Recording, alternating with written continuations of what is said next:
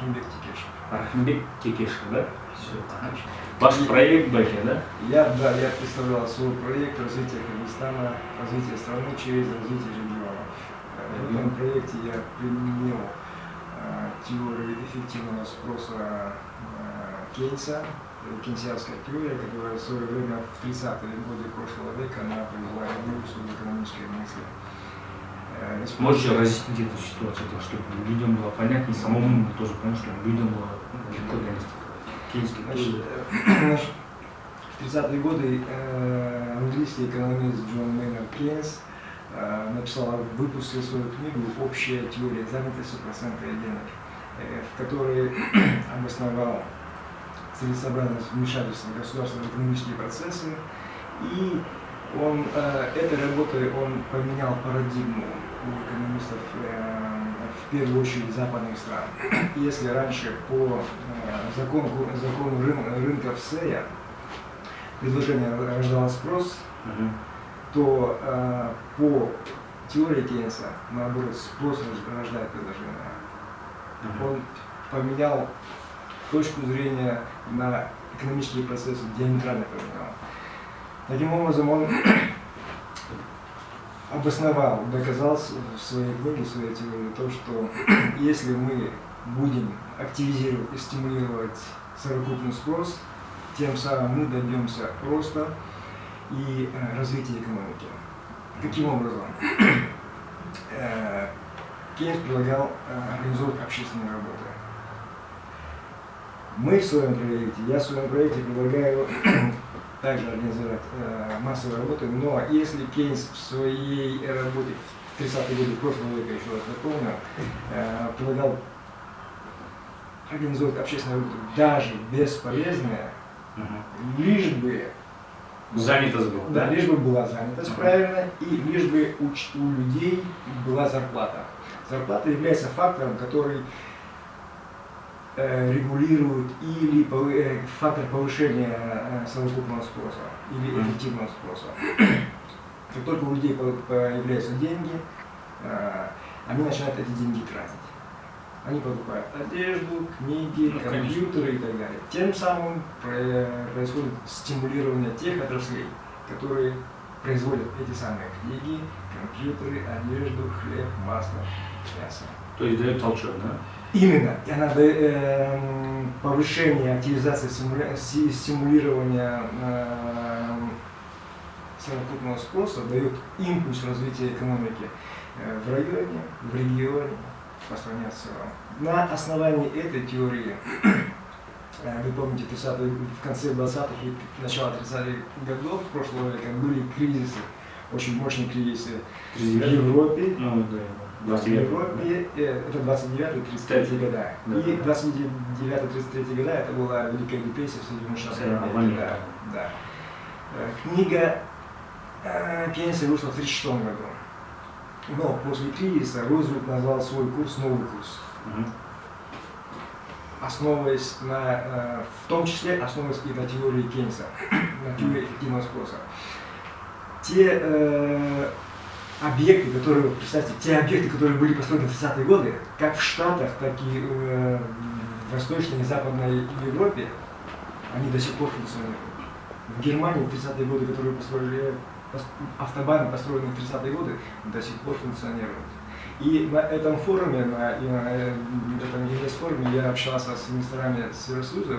Оказывается, в Чехии и в Болгарии дороги, которые построены были в 30-х годах, тоже до сих пор функционируют. До сих пор есть, до сих пор обслуживают людей. Да, и эти дороги были созданы, построены именно с применением теории Кейнса. То есть были организованы массовые работы, люди делали крупные инфраструктурные объекты, за это получали деньги и тем самым стимулировали рост своей экономики. Из ваших слов, Ваке, то есть теперь точно в Кыргызстане, как будем это развивать? То есть что будем делать по вашему проекту, да? Что вы хотите именно развивать, какие отрасли, что будете строить, чтобы, да? Вот по вашей цели вашего проекта, скажем, да? Вот вы правильно сказали, что акцентировали на весь Кыргызстан, потому что при как при Рузвельте, так и не, при вас будет сказано при Гитлере, там были проекты национального масштаба.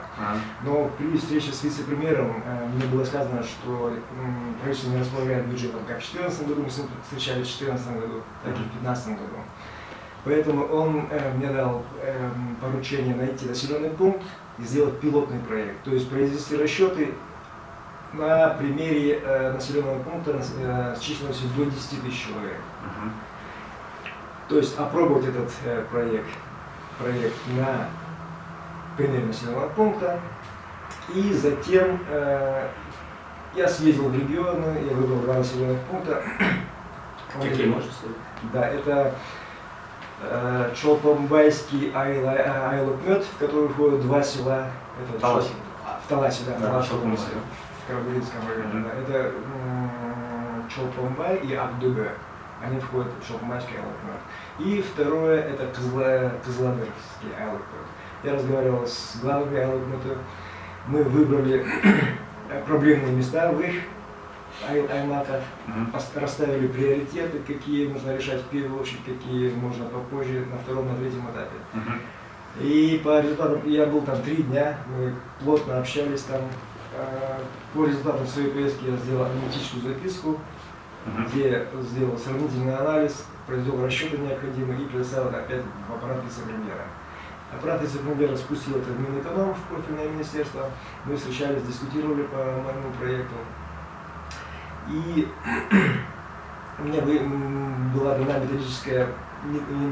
дано методическое пособие по переформатированию своего проекта и формат проекта, который их формат, привычный формат для министерства, для правительства и так далее. Таким образом, мы там вместе с главами ЛНП мы определили приоритетность работы. Что в первую очередь, что во вторую, что в третью. В первую очередь, вообще для того, чтобы поднять экономику села. Почему именно село? Почему именно регионы? Потому что у нас более 60% населения проживает в сельских районах. Подавляющее большинство из них занимается сельским хозяйством. Да. Сельское аграрная хозяйство, страна. да, аграрная страна, именно. У нас, вы знаете, что в регионах как живет население наше, как наши люди живут. Уровень жизни, Низко. мягко говоря, ниже, чем в городе. Да. Мягко говоря. Нужно помочь. Нужно, во-первых, устранить те препятствия, которые мешают им расти и развиваться, и дать импульс. Таким образом, мы определили, что в первую очередь нужно решать вопросы ирригации. Решив вопрос ирригации, мы поднимем урожайность сельхозкультур. Мы повышаем сельскохозяйственное производство. То есть по первому проекту у меня строительство растительных каналов длиной 3,5 километра. Это не строительство, а реабилитация. То есть, как канал. Да. Лоточный канал. Лоточный канал. Лотковый канал. Бетон, да, 3,5 километра. Да. Это даст айчанам около 60-70 дополнительных гектаров. Сельхозпроизводство увеличивается урожайность. То есть мы увеличиваем доход нашего сельского населения.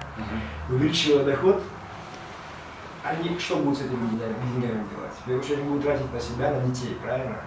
Таким образом они будут стимулировать то производство, которое существует и в их районе, в их регионе. Далее у нас идет постройка 30-километрового лоткового канала. Опять же для нужд одного айлокмета и 2 сел. Там присоединяется еще 2000 гектаров. Представляете, это сколько людей могут быть занято, сколько людей могут выращивать сельхозкультуры. Там в основном выращивают фасоль, да? Экспортируется во многие страны, в том числе Западной и Восточной Европы. И таким образом люди уже будут при деньгах потихоньку, не сразу, конечно, а потихоньку, постепенно, да? Мы повысим урожайность и повысим экономику села тем самым. То есть от этого, например, да, ваш проект, от этого какой вам доход или в чем ваш интерес? Мой личный интерес? Да, моего личного интереса здесь нет. Просто для народа. Да. Родин. Такие вопросы мне задавали и в Минэкономии, и мне тоже интересно, потому что да, сколько вклад, зачем? И при телефонных разговорах, и в Минэкономии меня спрашивали, На какие средства, кто инициатор? Я говорю, инициатор я на свои средства езжу. То есть То чисто это для народа. личная инициатива моя, да. А кто был именно из инвесторов был заинтересован в вашем проекте? Был такой инвестор, он Веселин Да, Веселин Нетков. Веселин Нетков. Он является управляющим партнером болгаро-голландской одной фирмы. Мы с ним говорили об оборудовании для фасолеперерабатывающего завода. Вот. Я ему послал письмо напоминания об этом. Он сказал, что я лично этим не занимаюсь, но у нас есть эксперты, которые занимаются агроперерабатывающими предприятиями. Я с ними свяжусь, я им дам задачу, они сами свяжутся. Мы обменялись своими координатами, и я жду от них ответа. И также у них еще Заинтересованными инвесторами, да? Но все они... Да, мой проект, это не бизнес-проект, там не получаешь прибыли, как вот вы спросили, какая выгода, да? Я там... Чисто для народа. Да, это повышение экономики села одного района, да? Дай бог, если это даст хороший результат, и может в других регионах, районах. Вот именно, да. Сама идея... Чисто ваш проект это был пилотный, да, как это? Именно, да, именно. Пилотный проект. Мы когда с Валерием Сидоровичем разговаривали, так как он сказал, что бюджета не будет ни в 2014, нет в 2014 и в 2015 не будет, я предложил ему, давайте тогда сделаем пилотный проект. Он был согласен на это. И я сказал, что при успешной реализации данного проекта мы можем масштабировать этот проект на другие районы этого региона, далее на регион и далее по всем областям. Представляете? Хорошо, понятно. И Рахим Новаков, кроме того, чем вы занимаетесь сами? Бизнесменом или кем являетесь? И я сейчас занимаюсь частными инвестициями в недвижимость. Недвижимость, да? Все, спасибо, достаточно.